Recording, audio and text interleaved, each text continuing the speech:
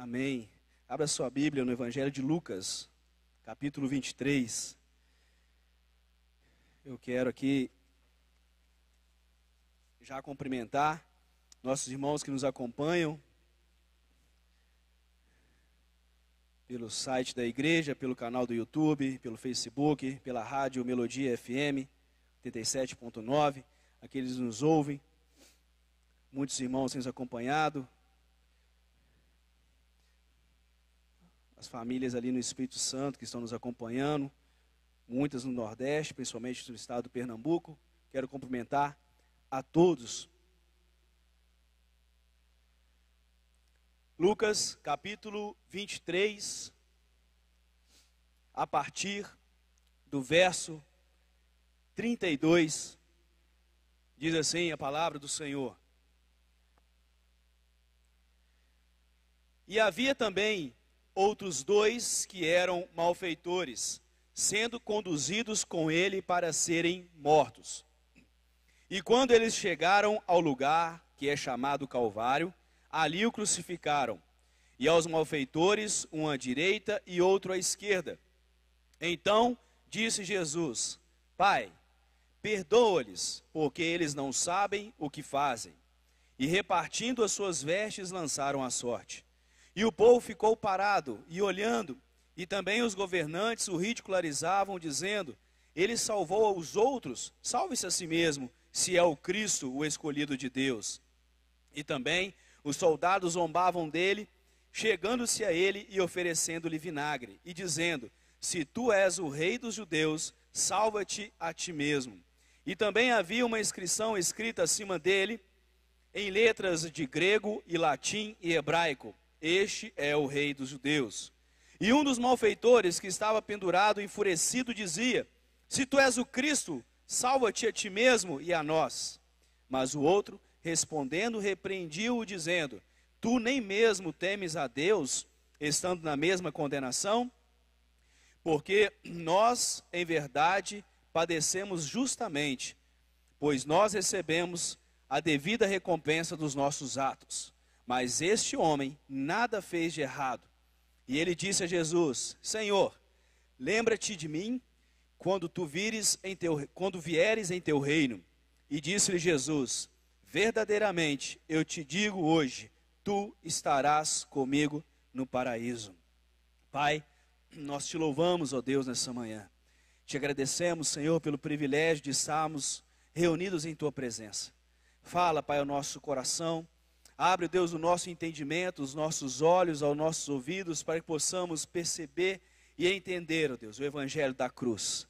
Pai, que venha o teu reino e que seja feita, Deus, a tua vontade em nossas vidas, ó Pai, em nossos corações, em nossas mentes, como a tua vontade, Pai, é feita nos céus. Fica conosco, pedimos humildemente a tua presença, a tua condução, a tua direção, Pai, em o nome de Jesus. Amém. Poder sentar.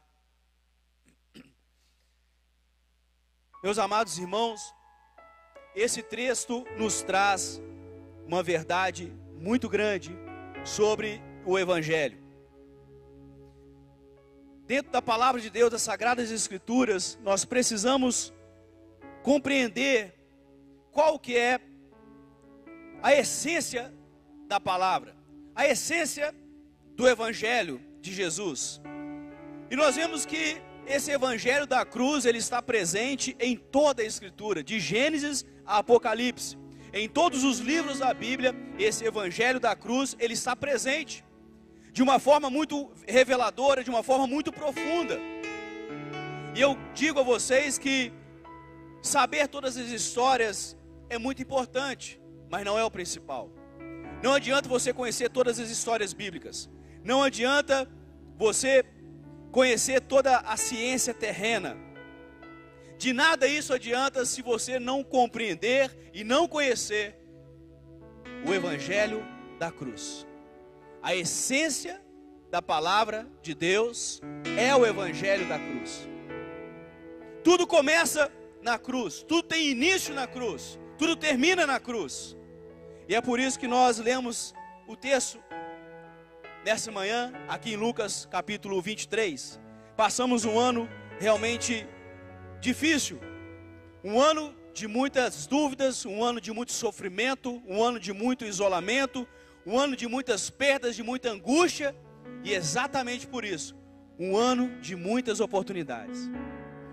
Temos que ser gratos a Deus por esse ano que está terminando, e precisamos terminar esse ano compreendendo essa mensagem poderosa. Eu afirmo a vocês que não é a cura a mensagem principal do Evangelho. Não é a libertação a mensagem principal do Evangelho. Não é portas abertas a mensagem principal do Evangelho. Não é um bom casamento. Não é uma vitória. Não são os dons espirituais. Muito menos você sentir o arrepio durante o culto, ou você ser tocado durante o culto. Essa não é a mensagem principal do Evangelho de Jesus, o Evangelho da cruz. O principal, para nós entendermos, nós vamos voltar um pouquinho na história hoje e conhecermos um pouco mais sobre a vida desses dois homens. Eu quero falar sobre a vida de João e José, nomes que nós vamos dar porque, segundo o livro apócrifo de Nicodemos, esses dois homens tinham um nome, eles chamavam Dimas e Gessas. Dimas, o homem que foi crucificado à direita de Jesus, e Gessas, o criminoso, à sua esquerda. Só que nós vamos chamar Dimas de João e Gessas de José para ficar mais fácil a história. E esses homens nasceram no ano 5 depois de Cristo na região da Galileia, a mesma região onde está a cidade de Nazaré, onde Jesus foi criado durante toda a sua infância e adolescência. Jesus foi criado ali na região da Galileia e onde ele começou o seu ministério e fez muitos milagres. No ano 5 depois de Cristo nasceram ali mais dois rapazes, duas crianças, João e José. Essas crianças nascidas na Galileia tiveram os mesmos ensinamentos dos seus pais que todo judeu tinha. Desde criança eles ouviram falar sobre as profecias do Machia, que viria salvar o seu povo. Desde criança eles ouviram a história dos grandes heróis da fé. Eles ouviram a história dos grandes reis, de Davi, Salomão. Eles ouviram a história dos grandes profetas, homens que Deus falava diretamente com eles, homens que os exércitos temiam, que os reis temiam, porque Deus falava diretamente com eles, os grandes profetas. Ele ouviu a história de Elias, ele ouviu a história de Eliseu, que mesmo depois de morto, ressuscitou um homem, quando tocou nos seus ossos. Eles ouviram a história da criação. Essas crianças cresceram ouvindo de seus avós e de seus pais, todo o ensinamento das Escrituras. Quando criança ainda foram para a escola, e na escola, ali na Galileia, eles, aos 12 anos de idade, já sabiam toda a Torá de cor. Vergonha para mim e para você, porque com apenas 12 anos de idade, o menino naquela época sabia Gênesis, Êxodo, Levítico, Número e Deuteronômio, de cor. E aos 12 anos, João e José conheciam profundamente as Escrituras, sabiam de cor a Torá. Mas Judas e José, como toda criança, como todo adolescente, cresceu. E quando chegou na adolescência, João e José começaram a ser influenciados pela sociedade. Começaram a ser influenciados pelos seus amigos. Influência de ter uma vida mais rápida, acesso às coisas de forma mais rápida. O que é um retrato da nossa sociedade, porque hoje nossos jovens querem as coisas rápido, querem conquistar uma vitória muito cedo, tem que ter resposta em segundos. Se você não responde em segundos, as pessoas já começam a mandar interrogação: por que você não está me respondendo? O que está acontecendo? Uma geração imediatista. E João e José começaram a ser influenciados pelos seus colegas e começaram aos poucos a entrar por caminhos tortuosos. João e José na adolescência começaram com pequenos furtos para ter acesso às suas coisas da época. Só que com o passar do tempo eles foram aprofundando ainda mais na criminalidade. E com o tempo pequenos furtos virou um mundo de criminalidade, entraram pelo mundo das drogas, e depois por rebeliões, grandes assaltos e até mesmo assassinato. E é no ponto desse assassinato, já próximo a Jerusalém, que esses homens foram presos e condenados à morte de cruz, como Jesus foi. E ali estava naquele dia, naquela sexta-feira, João e José, um à esquerda e um à direita de Jesus, pelos crimes que eles cometeram ao longo da vida deles. E a morte de cruz não era para qualquer crime, não bastava ser apenas um assalto, não bastava apenas ser crimes pequenos, tinha que ser crimes grandes, tinha que ser assassinatos, tinha que ser violência, tinha que ser genocídio, tinha que ser algo muito grande para ser condenado à morte de cruz, que era a pior condenação que existia naquela época. E ali estava João e José. Só que naquele momento na cruz, José vira para Jesus no versículo 39 e diz assim: se tu és o Cristo, salva-te a ti mesmo e a nós. José, durante toda a sua infância, tinha ouvido falar sobre o Messias. Ele conhecia as Escrituras, ele se desviou do caminho do Senhor, preferiu caminhos errados. E naquele momento, ele pensa como os doutores, como os fariseus, que falavam: se tu és o Cristo, o Filho de Deus, então desce da cruz. Você tem poder para descer da cruz.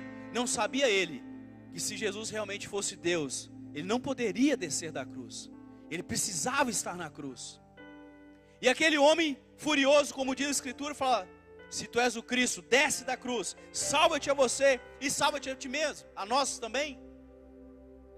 Amados, um retrato de hoje da humanidade. Nós falamos: Deus, se o Senhor é Deus, então abre uma porta para mim. Se o Senhor é Deus, me dá uma vitória. Se tu és realmente Jesus, cura essa enfermidade. Aí eu vou ver que o Senhor é Jesus mesmo. Deus, se tu és Deus, faz tal coisa para mim, opera um milagre. Me dá um casamento, Senhor. Se o Senhor é Deus mesmo, prepara uma noiva para mim, um marido para mim. Mas nós chegamos ao ponto de condenar pessoas e salvar pessoas. Nós olhamos para determinada pessoa e falamos assim: esse não tem jeito não, esse está perdido, esse Deus, eu tenho certeza que Deus nos salva, porque é muito pecador. Já olhamos para outras pessoas e falamos assim: nossa, essa pessoa boníssima, ela nem vai muito na igreja não, mas que pessoa espetacular, eu tenho certeza que Deus vai salvar essa pessoa. Mas nós não olhamos como Deus olha, nós não enxergamos como Deus enxerga. Amados, nós não conseguimos enxergar o coração de ninguém. E a palavra de Deus diz que enganoso é o coração do homem. E quando nós começamos a salvar pessoas e condenar pessoas, nós nos colocamos às vezes no lugar de Deus. Só que essa mesma Escritura diz lá em Mateus capítulo 5, versículo 8, que se eu olhar para uma mulher, cobiçando-a, eu já cometi adultério com ela no meu coração. E às vezes nós condenamos uma pessoa porque, como saiu na mídia outro dia, um homem que violentou uma mulher e a matou. E o que nós falamos? Nossa, digno de morte, pena de morte. Só que para Deus, se você olhou para uma mulher e cobiçou ela no seu coração, você já cometeu adultério. Você já se adulterou com ela. Mesmas coisas, mulheres. Se você já olhou para um homem cobiçando, você já cometeu adultério. E quando nós começamos a olhar como Deus olha, quem não cometeu adultério? Quem não matou ninguém durante toda a sua vida? Quantas vezes, amados, nós nos pegamos em determinada situação em que nós desejamos a morte de uma pessoa? Isso é muito sério. Pastor, mas eu nunca matei ninguém, eu nunca adulterei. Será que você não cobiçou no seu coração? Será que quando você estava no trânsito, aquele motoqueiro correndo desesperado porque ele ganha por entrega, então eles andam voando? E é por isso que quando o rapaz bateu na porta do meu carro, eu parei o carro, olhei para ele e falei assim: Veio aquela vontade de brigar, falei, cara, você passou minha porta. Prejuízo. O menino olhou para o menino novo, jovem. Eu falei assim, cara, vai embora. Cuidado, anda devagar, rapaz. Você correndo desse jeito, você vai acabar morrendo. Mas quando acontece com nós, na maioria das vezes, fecha a gente no trânsito, o que a gente pensa? Tomara que venham ali correndo e darem uma pancada para ele aprender. Ou então que ele atravessa o sinal vermelho e vem um carro e tum! Você acabou de desejar a morte dessa pessoa. Você matou aquele homem no seu coração. Para Deus, a diferença de João e José na cruz, para mim e para você, não é nenhuma. Porque nós desejamos a morte daquela pessoa. Nós não apertamos o gatilho, mas nós desejamos a morte dele no nosso coração. E aí que vem a essência desse evangelho. Porque quando ele olha para Jesus e fala, se tu és o Cristo, salva-te a ti mesmo e a nós, ele não compreende a grandeza de Deus. Quando nós queremos imaginar a santidade de Deus, quem Deus condena e quem Deus salva, que Deus tem que curar, que Deus quer salvar, se Deus ele cabe dentro da sua mente, dentro do seu senso crítico de justiça, você está sendo maior do que Deus. E está errado. Você jamais será maior do que Deus. Porque se nós colocamos Deus dentro da nossa mente, dentro do nosso pensamento, nós somos maior do que Deus.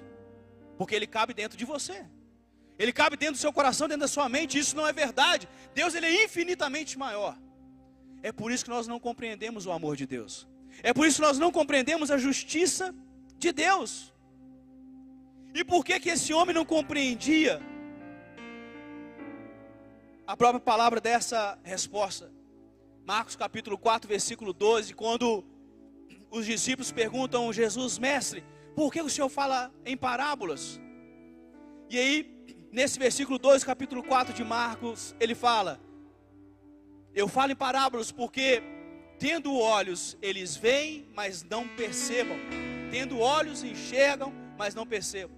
Tendo ouvidos, ouçam, mas não entendam, para que não se arrependam e sejam perdoados seus pecados. O coração das pessoas está fechado. Elas não conseguem compreender a vontade de Deus para as suas vidas. Mesmo na cruz, aquele homem não conseguia enxergar a santidade e a grandeza de Jesus. Ele não conseguiu entender que Jesus, se ele descesse daquela cruz, a humanidade e ele estariam perdidos para sempre. E amados, diante desse pensamento que nós temos, se Deus é Deus, então me dá. Se Deus é Deus, faz aquilo. Se Deus é Deus, cura. Se Deus é Deus, sara. Se Deus é Deus, prospera. Esse pensamento positivista da igreja de hoje, da humanidade de hoje, não tem nada a ver com as Sagradas Escrituras. Deus não tem que fazer nada para você. Deus ele não é o seu empregado. E Deus, na maioria das vezes, ele não vai atender o seu pedido. Não vai atender o seu pedido. Pastor, por quê? Quem aqui é pai e mãe? Pai e mãe, muitos pais e mães. Você dá tudo que seu filho pede? Misericórdia, se você fizer isso, você é um péssimo pai, uma péssima mãe. O bom pai, a boa mãe não dá tudo que o filho pede. É por isso que Deus não vai te dar tudo que você pede. Porque Ele te ama. E quando nós começamos a entender isso, nós começamos a entender quem realmente é Deus. Deus ele é um pai amoroso que quer o melhor para os seus filhos. E aí diante daquela cena, das palavras daquele homem, de José, João, o criminoso que estava à sua direita, ele vira para José e fala, José, você não entendeu nada, José. Eu imagino João chorando na cruz e falando, José, quanta oportunidade nós tivemos ao longo de toda a nossa vida, José. Quantas vezes nós ouvimos falar sobre o Messias? Quantas vezes os nossos pais nos ensinaram, nossos avós nos ensinaram, José. nós escolhemos o caminho do crime. E ele começa a falar: José, lembra lá em Gadara, por ser um centro comercial muito grande, nós fomos lá fazer aquele assalto. E quando nós chegamos na terra de Gadara, nós vimos aquele homem que ficava pelas colinas entre os sepulcros. Um homem violento, todo ensanguentado.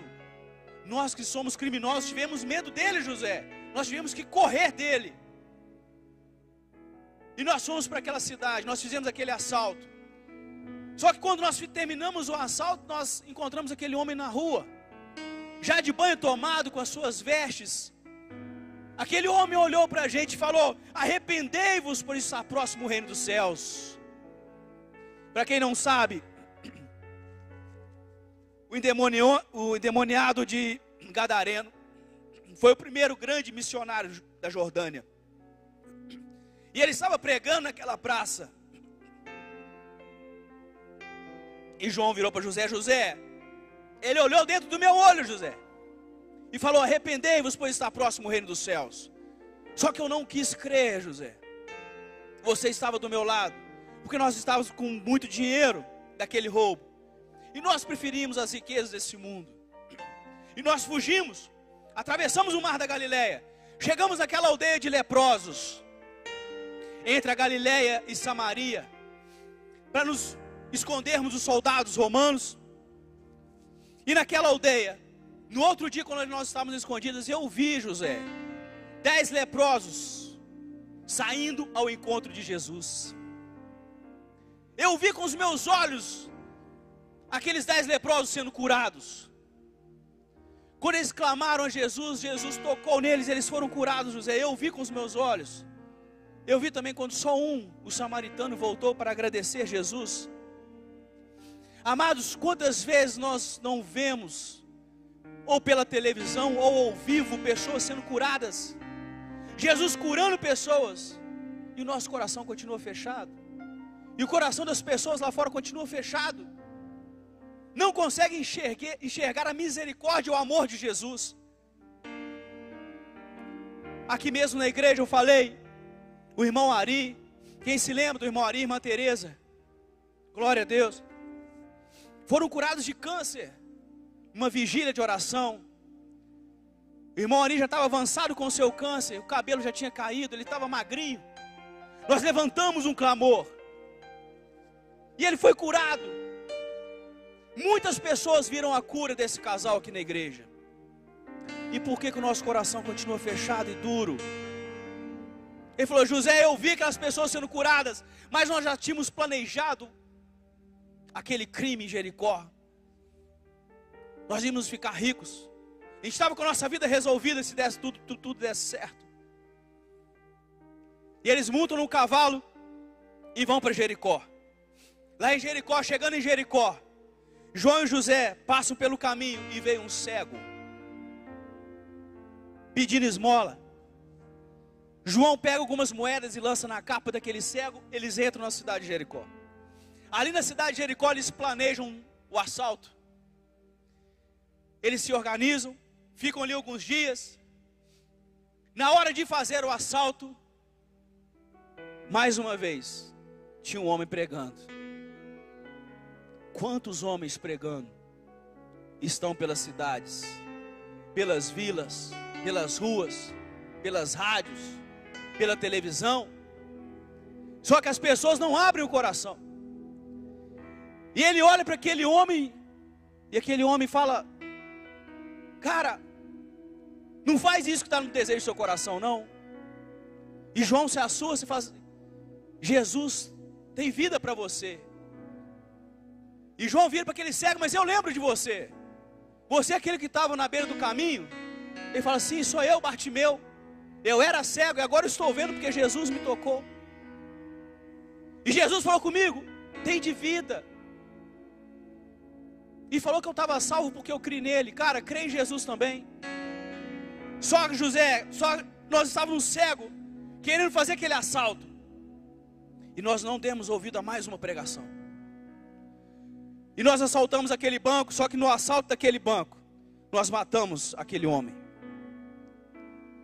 E quando nós fugimos, em direção ao deserto, nós fomos presos.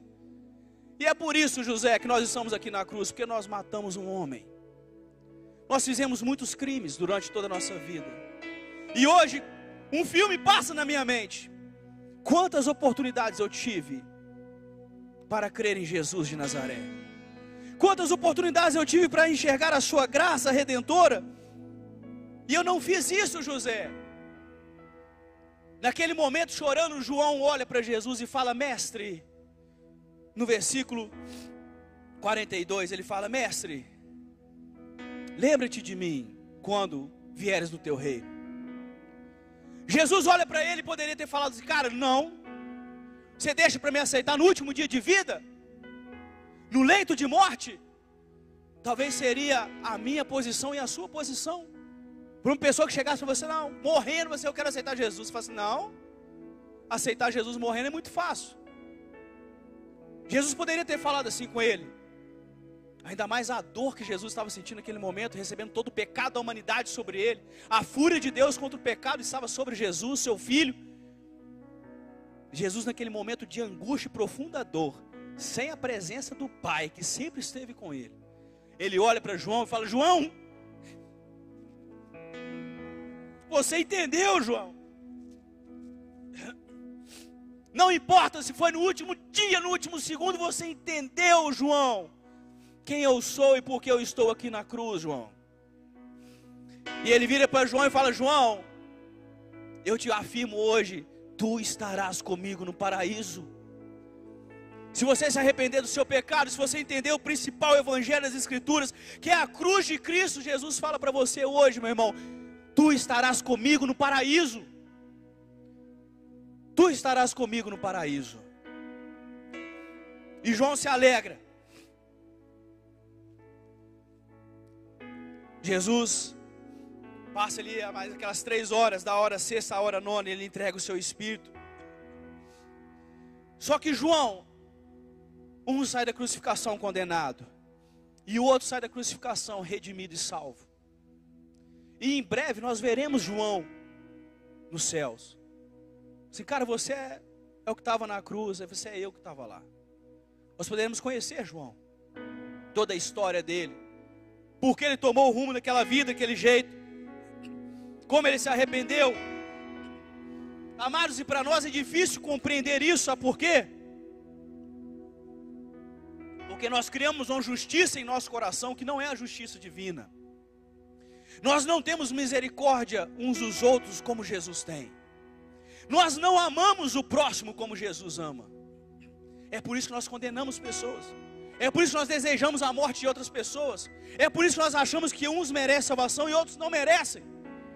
Há muitos anos atrás, já finalizando porque o horário se adianta, eu estava na minha casa deitado e eu comecei a orar em cima desse texto e pedi: Senhor, me revela esse amor profundo de Jesus.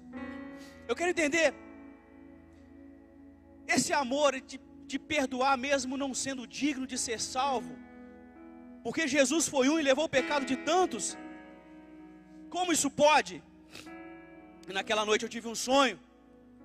Aquele sonho mudou minha vida, o meu entendimento sobre a cruz de Cristo, sobre o evangelho de Jesus. O meu filho mais velho, ele tinha uns 4 aninhos de idade, e eu tive um sonho que tinha um homem, um barbudo, cara de mal. Ele abusou de uma criança e matou ela. E no meu sonho eu vi aquilo acontecendo. Só que aquele homem acusou o meu filho de ter cometido aquele crime. E eles pegaram o meu filho. E eu fiquei chocado com aquilo que eu estava vendo, porque era uma criança de 4 anos. E eu falei: como pode isso? E eles condenaram ele. E quando eles estavam condenando ele, eu estava gritando. E eu olhava para aquele homem com um ódio no meu coração. Eu querendo matar aquele assassino. Eu falei assim: eu vou matar esse cara. Só que eu não conseguia chegar perto deles. E eu gritava para aquelas pessoas que estavam condenando meu filho. E eles falaram assim: não, ele é condenado. E eles pegaram meu filho e pegaram uma faca muito grande para degolar ele. E nisso eu já estava chorando, desesperado. E aí eu olhei para o meu filho. Meu filho com 4 anos de idade olhou para mim chorando, com um sorriso muito grande no coração. um sorriso muito forte no rosto, com um olhar de amor e misericórdia. Ele olhou para mim e falou assim: papai, perdoa ele. Como, irmãos, eu perdoaria aquele homem por ter feito isso? E quando meu filho com 4 aninhos, ele é degolado, mas antes ele fala: papai, perdoa ele. Irmãos, eu acordei desesperado, com meu filho sendo morto, injustamente. Naquele momento eu entendi um pouco do que era o amor de Jesus. Quem é pai, quem é mãe sabe disso. Imagina o seu filho, uma criança, sendo condenada injustamente, sendo morto na sua frente por algo que ele não cometeu. Naquele dia, eu entendi o amor de Jesus. Eu entendi a cruz de Cristo. Eu falei assim: Senhor, o Senhor me ama demais. Porque eu era aquele assassino. Eu era aquele criminoso. E o Senhor morreu no meu lugar, sendo inocente, como uma criança. E eu entendi a mensagem da cruz. Irmãos, a nossa alegria tem que estar na essência do Evangelho, que é a cruz de Jesus. A nossa alegria não pode estar numa cura, numa libertação, num bem material, numa vitória, numa porta aberta. Não, a minha alegria não pode estar nessas coisas efêmeras da vida, do mundo. A minha alegria tem que estar em pertencer ao reino dos céus. Em Lucas capítulo 10, quando os 70 vieram de pregar o Evangelho, eles tinham feito muitos milagres, muitas pessoas tinham sido curadas, salvas, muitas pessoas foram libertas de demônios. E eles chegaram perto de Jesus muito felizes, contentes, falando: mestre, coisa maravilhosa, mestre. E Jesus falou o quê? Aí o discípulo falou assim: nós em teu nome, Senhor, nós expulsamos demônios, até os demônios se submetem a nós. Nós colocamos a mão sobre as pessoas, elas foram curadas. Eles estavam impressionados com tanto poder. Jesus vira para os seus discípulos e fala no versículo 20 do capítulo 10 de Lucas: não vos alegreis, porque se submetem os demônios, ou porque vocês curaram em meu nome, mas se alegre pelo seu nome, está escrito no livro da vida. Amado, a sua alegria tem que estar em seu nome, está escrito no livro da vida. Essa é a nossa alegria. É subir com Cristo para a cruz, ser crucificado com Cristo na cruz para o mundo, mas ressuscitar ao terceiro dia com Cristo para a eternidade. Essa é a alegria do meu coração. É saber que o meu nome está escrito no livro da vida. Quando nós enxergamos essa realidade do Evangelho poderoso de Jesus, esse Evangelho salvador, esse Evangelho de amor, nós começamos a enxergar o próximo diferente. Nós começamos a enxergar as pessoas que, do jeito que eles pecam, eu também peco. Do mesmo jeito que eles cobiçam, eu também cobiço.